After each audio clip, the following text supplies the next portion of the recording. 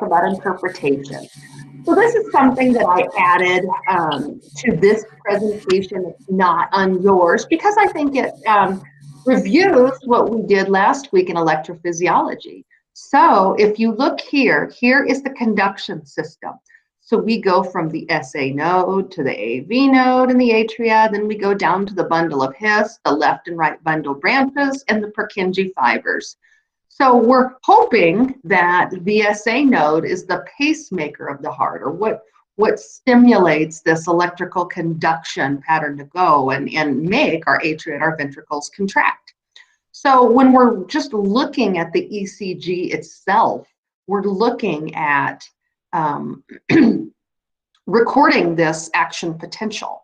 So if we look at this, once again, this is the atrium beating, and that is depicted by these P waves here. And when the SA node is the pacemaker, the normal sinus rhythm here, or the rate, should be between 60 and 100 beats per minute. As we go down the conduction system, if it is the ventricles, and those are depicted here by the QRS complexes, if for some reason the SA node and the AV node forget to fire or have something wrong with them that's disrupting this system, this electrical conduction system, and if the ventricles take over, then the heart can still beat, but it'll be at a much slower pace, so something like 20 to 40 beats per minute. But once again, when we're talking about atrial activity, think of these P waves. When we're talking about ventricular activity, think of these QRS complexes.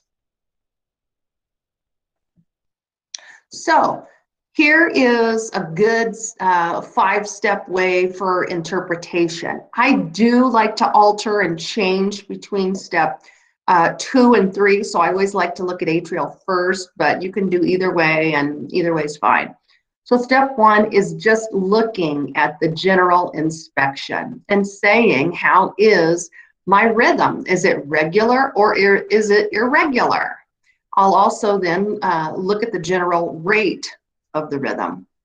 Then I'll look at the, as I said, I will look first at atrial activity, and atrial activity is represented by that P wave. So I'll look at the rate, rhythm, and shape of the P. And then I will go to ventricular activity and look at the rate, rhythm, and shape of the QRS complex. Then going down to step 4, I will look at the atrioventricular activity, and that's looking at the conduction ratio, the discharge sequence, and the PR interval. Conduction ratio, is there an equal amount of P waves to QRS complexes? There should be, so it should be a 1-to-1 ratio. Because every time those atria beat, or contract, we want the ventricles to contract also, because you're just thinking about that moving the blood. Okay, discharge sequence. Once again, we want the P wave to be followed by a QRS complex. Then we want another P wave, then another QRS complex. So once again, really being in the appropriate order. And sometimes, especially with like the complete heart blocks, the discharge sequence will be absolutely all over the place. And you may have a P wave, oh, then there's a QRS complex, oh, there's another one, oh, hey, there's a P wave. So it's just kind of all over the place. And then step 5 is just really looking at the ECG. So let's practice here. So step 1, looking at this whole rhythm here. And from what we learned last week, what lead are we looking at, or what view are we looking at right now? Lead 2. Excellent. This is lead 2, and that's really a good snapshot of the right arm to the left leg. So just taking a good view right down the middle of that heart and trying to capture its sequence. Okay, so here's a P wave followed by a QRST, P, QRST. Okay, so atria, ventricular, atria, ventricular. Okay, so when we're first talking about the rhythm, is it regular or irregular? You're looking at the spacing between these peaks or the R waves. Okay, so you're looking at the peaks here. Do they look like they have a consistent time in between each one of them? Okay, so like this one, we say, yes, it looks regular. Okay, now let's look at the rate. How do we look at the rate? We said there are 300 large boxes in 1 minute. So an easier way than counting all the little boxes is just counting the boxes in between the R waves. So right here we have 1, 2, 3. So if we said 300 divided by 3, that would be, 300 divided by 3, that would be 100. We're just a little bit past that. So I would really say about 3.5. Okay, so if we got to 4, we'd be at 75. So we're at about a rate of 80. And does it matter if our rate is 75 or 80? No, it's still within the normal range. And you wouldn't treat a patient if it's varying between 75 and 80. Okay, so we can say this is a regular rhythm with a rate of about 80, so a pulse of about 80. Next, we can look at our atrial activity, and we see nice little P waves here. They look like they're in good shape. They look like the amplitude is much lower than the QRS complexes because, once again, there's a lot less musculature in the atria compared to the ventricles. Okay. Now let's look at the ventricular activity. We have nice, narrow complexes. They're nice spikes up. Looks like the rate of both the P waves and the QRSs is the same. Therefore, let's look at our AV relationship. We're looking at our PR interval. And if you remember from last week, the PR interval is the start of the P to right here, the start of the R. Okay, that should be less than 1 large box. And in here it is, it's about 4. So 1 small box is 0.04 seconds. So 0.04 times 4 is 0.16. That is in between that 0.12 to 0.2 seconds. And we have a 1-to-1 conduction ratio. For every QRS, there is a P. Okay, so we have a 1-to-1 conduction ratio. So looking at this is a normal sinus rhythm. Okay, so I'm sorry, Jamie. Can you repeat that, because I couldn't see the cursor of what you were pointing at. Okay, I will. I'm going to go and describe all of these, and I'm going to have at the end, I'm going to have an area where we can all write on it and look at our cursor. All right, thank you. You bet. So looking at specific wave abnormalities, consistent one wave to another. Is the rate too fast or slow? Do we have a rhythm that's regular or irregular? Are there any extra beats or pauses? Step 2, looking at our ventricular activity, meaning our QRS complex. To get the rate, once again, it's 300 divided by the amount of large squares. Now, we said that there are 300 large squares in every minute. So if this if the rhythm strip is identified as a 6-second strip, we can also count the number of QRS complexes and multiply that by 10. Okay, so the 2 ways to get your rate of the rhythm is 300 divided by the number of large squares, or our QRS complexes in a 6-second strip and multiply that by 10. Okay, looking at our, more of our ventricular activity, looking at those R to R intervals. Okay, that should be about 0.12 seconds on an average rhythm strip.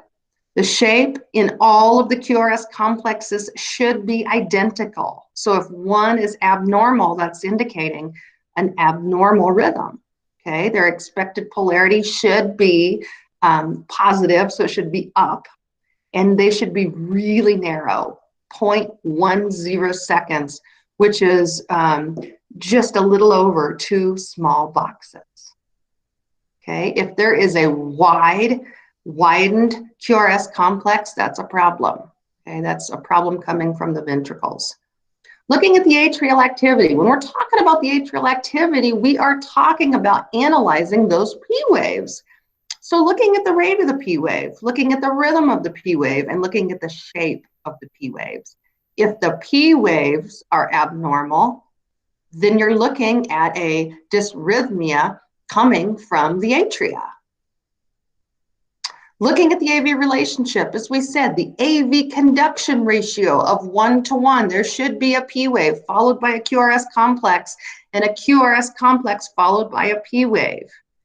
And then a big thing with identifying any blocks, meaning any blocks of the electrical current between the atria and the ventricles, we will count what we call that PRI, or the PR interval. And greater than 0.2 seconds, which is one large box, tells you there's an abnormal delay between firing of the atria and the ventricles. Step 5, we can either say we have a normal sinus rhythm or we have a cardiac dysrhythmia. Okay. The cardiac dysrhythmias that we must know as respiratory therapists stimulate from the, so it would be an underlying sinus rhythm, but we either have bradycardia, tachycardia, arrhythmia, block, or arrest, or is it stimulating from the atria? So something is wrong with one of those P waves. We can have a premature atrial complex, and that can be bigeminy, meaning every other. Okay, or we could get into atrial tachycardia, which is pretty common.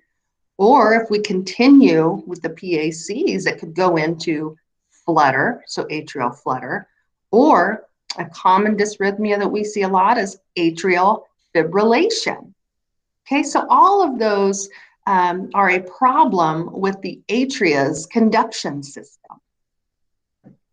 So if you've ever heard of a patient, there's medications they can take for that, but if you've ever heard of an ablation, that's where an electrophysiologist will have to go in there and kind of burn off or try and stop that blockage, or stop it's really like a shorted out circuit, if you can think of that in wiring of, say, your home. So if you have a short circuit, it might make something flicker. Well, that's exactly what's happening in the heart when you think of the atrial fibs and flutters. Then the ventricular dysrhythmias that we can see is a premature ventricular complex, and that can be either unifocal or multifocal. And what that means is unifocal means there's one aggravated area in the ventricle's musculature that is causing this issue. If it's multifocal, there will be multiple areas of the patient's ventricle that is causing the issue. Paired, meaning you can have two in a row. You could go into bigeminy or trigeminy PVCs, meaning every other beat or every third beat is a PVC. If you have a run of 3 or more PVCs, you'll run into ventricular tachycardia. And hopefully that gets cared for before your patient loses their pulse. But if they are in ventricular tachycardia without a pulse, that's where they would need the cardiac defibrillator or defibrillation. Okay, excuse me. If the conduction short doesn't get fixed, the patient can go into ventricular flutter, and then they could also go into ventricular fibrillation. And ventricular fibrillation is another rhythm that is associated with no pulse, and it's one that would indicate the need for defibrillation. And that's when you hear shock advised from the AEDs, the automatic defibrillators, that's what it's looking for, is either ventricular tachycardia or ventricular fibrillation. And then our AV defects, AV block, first degree, second degree, and third degree. Now, for this semester, I just want you guys to say AV block, okay? We will, when we get into ACL, prepping for ACLS, Advanced Cardiac Life Support, you will need to know the difference between first, second, and third degree heart block, but for this time, we'll just say an AV block, okay? So we'll describe those. So here we go. This could cause some cardiac dysrhythmias. Here we have a patient's artery with a lot of plaque here, or atherosclerosis. Here we have some more cool pictures of that. Well, this could cause a blockage of blood flow in the coronary arteries, leading to an MI, or a myocardial infarction.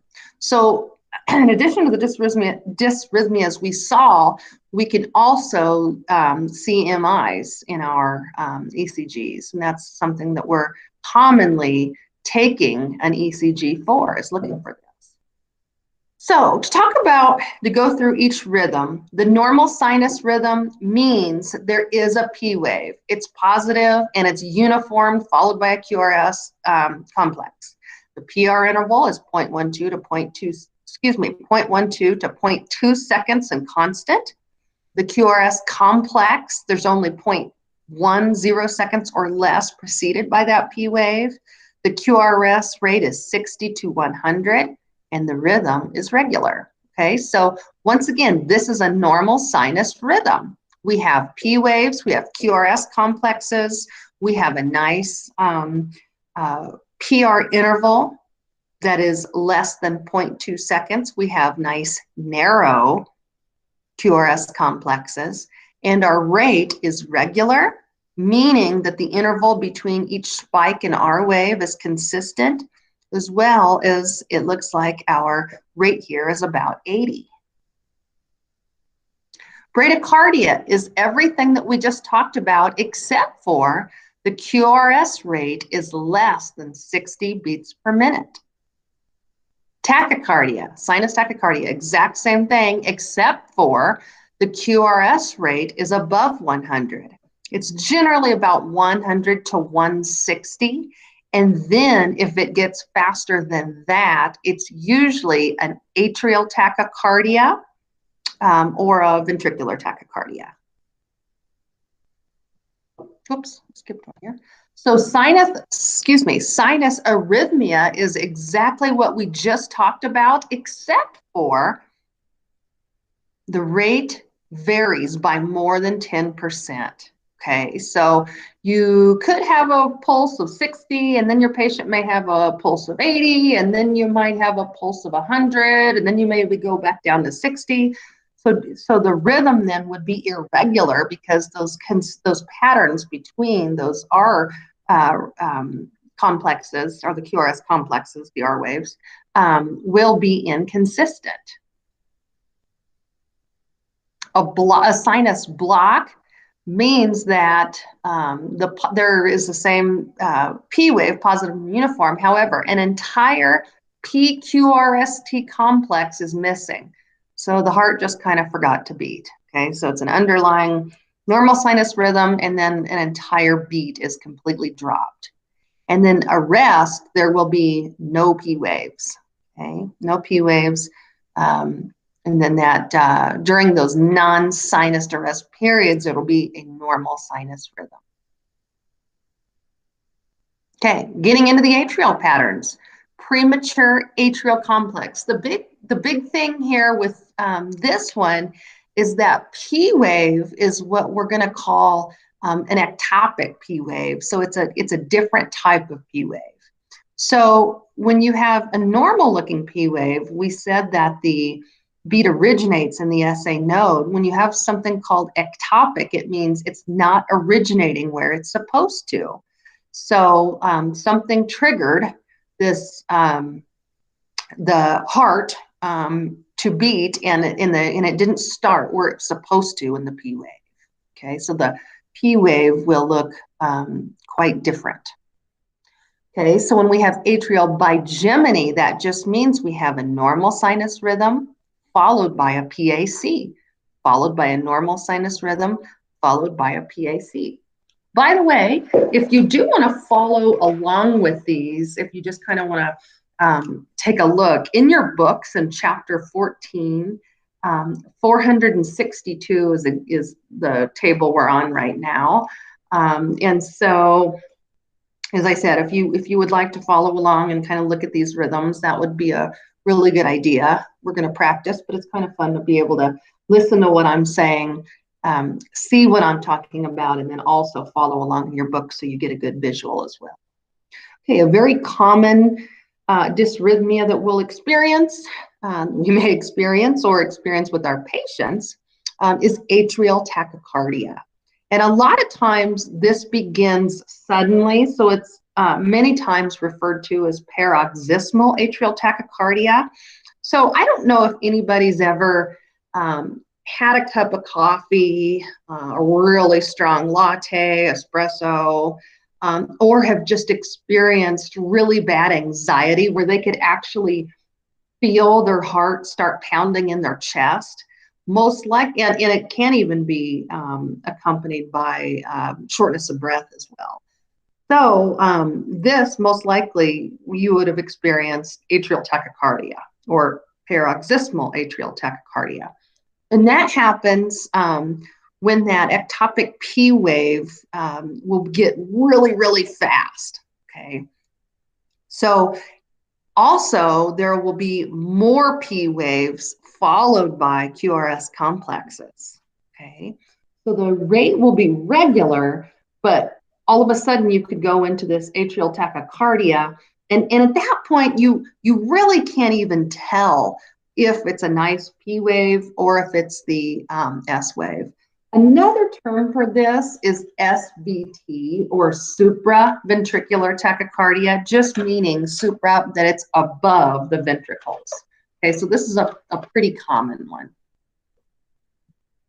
Atrial flutter. Now, instead of chaotic P waves or just P waves that you can't even tell if it's a P or a T, these have a nice pattern to them. They have a sawtooth-like pattern, and then instead of a P wave, they're called a double F wave.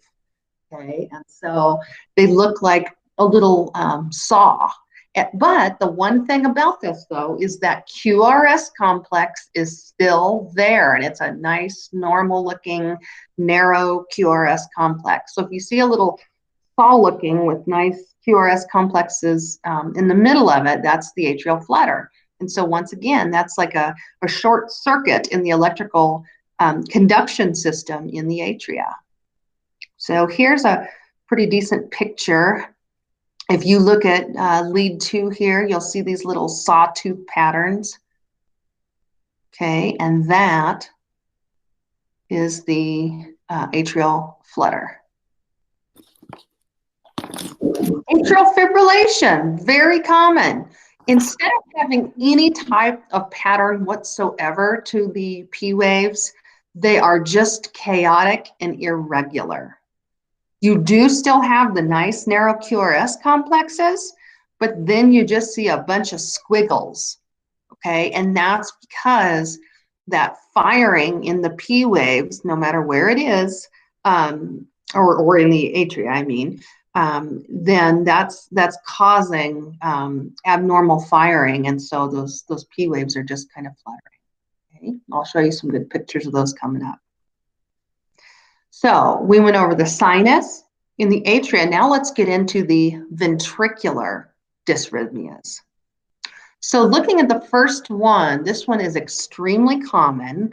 This is a premature ventricular complex.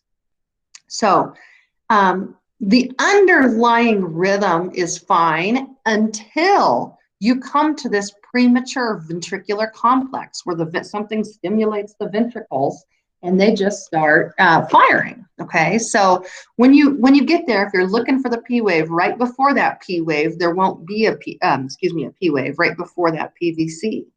So there won't be a good PR interval. That PVC, then that specific complex will be wide or narrow. It'll be bizarre looking, and it'll have the opposite polarity of the T wave. So if the T wave is going up, that QRS complex will be going down, or vice versa. Okay, so then the rate will be that of the underlying rhythm. So once again, you could have a normal sinus rhythm and then all of a sudden have a P wave, and then go back to normal sinus and then have a P wave. Okay, so this is a really common picture of a PVC. So as you can see, here we had a nice QRS, and then all of a sudden, bam, that ventricle fired for some reason, causing this, wide, bizarre-looking complex. Okay, and then kind of reset, and then, now we're back to normal sinus rhythm. PQRST, PQRST, and then bam, another PVC comes along. Okay. PVC's #1 cause is hypoxemia. So you will see PVCs in your respiratory, with your respiratory and cardiac patients quite frequently. Okay, if those don't get taken care of, if we have 3 or more of those PVCs in a row, then our patient will go into something called ventricular tachycardia. So you will not see a P wave. All you will see are these bizarre looking, wider than normal QRS complexes. And it'll be really fast. The rate will be really fast, generally about up there around 150. The rhythm itself, though, can look pretty regular. We could go into ventricular flutter, which once again, there'll be no P waves. This is a ventricular pattern. So then those QRS complexes will be wider and they'll be bizarre looking, but they'll have a pretty regular pattern and they'll just be fluttering off or firing at a really fast pace. So once again, this is like a short circuit down in the ventricles. Then we can go into one of the worst rhythms we can have besides asystole, and that's ventricular fibrillation, where there's indistinguishable P waves, so we can't measure the QRS complex. All we see is a chaotic rhythm, okay? And then, of course, we could have asystole, which means there are no rhythms, okay? There's no electrical activity happening in the heart. So the big thing is when you're treating these patients, and your book has a really nice section on this on page 471. So if you're looking at Clinical Connection 3 and 4, it's talking about the difference between the 2 different treatment protocols. So you're either in ventricular fibrillation or pulseless ventricular tachycardia, where there is a shock advised on the AED, or you're in asystole or pulseless electrical activity, PEA. And both of those do not require a shock to help the patient. They require epinephrine to try and get some rhythm going. Okay, so those are kind of the main things we'll look at when we're doing CPR. Okay, so then we could go into our blocks. So sinus rhythm, 1st degree AV block looks like a perfectly normal rhythm. Okay, you'll be like, oh, that's normal sinus rhythm, except for you'll look that the PR interval, the beginning of the P wave to the beginning of the R wave, is very consistent, but it's greater than 0.2 seconds. So it's greater than 1 large box. You'll just see like a little pause there in between the P and the R. Okay, but other than that, everything looks good. You just have a prolonged PR interval. Next, as I said, we're just looking at just blocks in general, but if we're talking about blocks, we'll look at sinus rhythm with 2nd degree AV block. It's also called Wenckebach phenomenon, and it's where there's progressive prolongations of that PR interval. So it'll get longer, longer, longer, and drop. So there will be 1 more P wave than a QRS complex in the cycle. Okay, so it'll be longer, longer, longer drop. And then when we have a complete AV block or 3rd degree there's just no, you will have P waves, you will have QRS complexes, but depending on where it is. If it's above the bundle of His, then you'll still have a nice narrow complex. If it's below the bundle of His and it's wider, you'll have a more wide complex. But you will still have a QRS complex. But the biggest thing here is you will have a faster atrial rate than a QRS. So there's more P waves than QRS complexes. Okay, so if we're looking at this one, okay, so we have those wide, complexes. Here we have a P, QRS, a P, we have nothing here. P, there's something there. There's a P wave, and a P wave right here, and then nothing. So here we have a third degree. We have consistently, it's lower, so that's why we have these wide QRS complexes. Okay, so looking at the general inspection, ventricular activity, atrial activity, the AV relationship, and then we say, okay, here's the interpretation, either normal sinus rhythm or a cardiac dysrhythmia. Okay, so I am going to have you guys practice. So for now, I would like everyone to click on Let's Practice and then let me know if you can get in there.